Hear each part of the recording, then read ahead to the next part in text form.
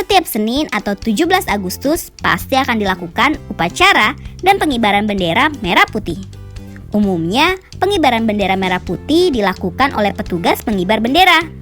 Bendera merah putih yang digunakan untuk upacara Hari Kemerdekaan di Istana Merdeka sejak 1968 bukan yang asli. Namun, bendera yang digunakan sekarang ialah duplikatnya.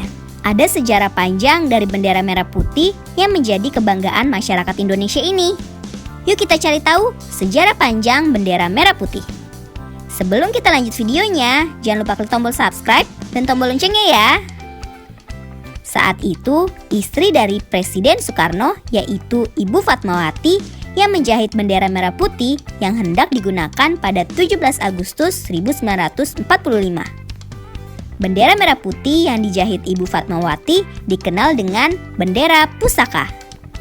Untuk yang belum tahu, bendera tersebut dijahit pada bulan Oktober 1944.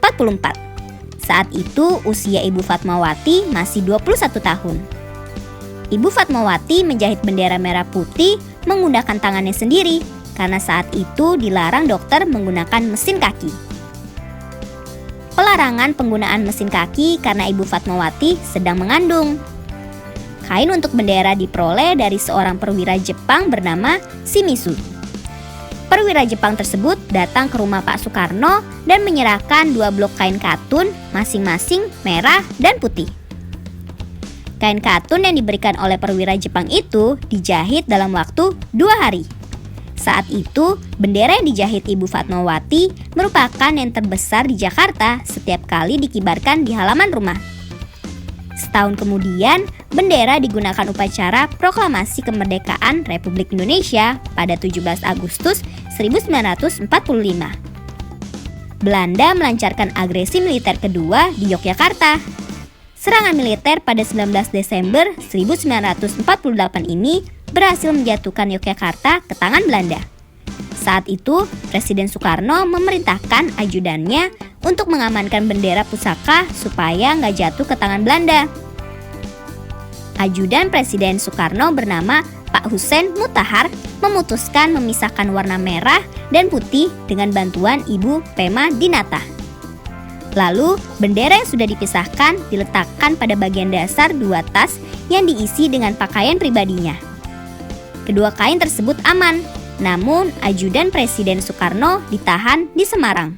Pak Husein Mutahar berhasil kabur dari tahanan dan melarikan diri dengan kapal laut ke Semarang menuju Jakarta. Saat itu, Pak Husein Mutahar mendapat pesan dari Presiden Soekarno yang sedang ditahan di Bangka. Pesannya ialah meminta Pak Husein Mutahar menyerahkan bendera pusaka tersebut kepada Presiden. Cara menyerahkan bendera pusaka dengan menitipkan kepada Pak Sujono sebagai perantaranya.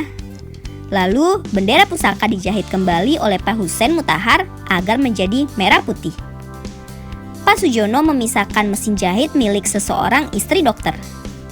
Setelah kedua kain menyatu, bendera pusaka dibungkus koran dan diserahkan kepada Pak Sujono untuk diberikan kepada Presiden Soekarno. Sebagai penghargaan atas jasa Pak Husein Mutahar menyelamatkan bendera pusaka, pada tahun 1961 ia dianugerahkan Bintang Mahaputra. Nah kids, itu tadi sejarah singkat bendera merah putih yang menjadi kebanggaan Indonesia. Sampai di sini dulu ya videonya. Jangan lupa like, komen, subscribe, dan share ke teman-teman lainnya ya kids. Bye-bye!